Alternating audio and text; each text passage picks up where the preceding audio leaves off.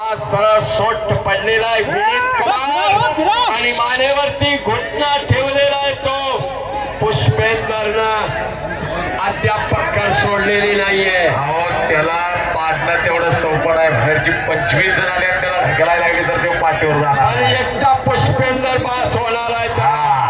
एकटा पुष्पेंदरचं कष्ट आहे, हिमेपणा आहे, सातत्य आहे. आडव्या हाताची पक्कड. पत्रकार मित्र नोंद घ्या, घोटना आणि आडव्या हाताची पक्कड आहे पुष्पेंदरची. उमेश मधुकर सरांचा कॅमेरा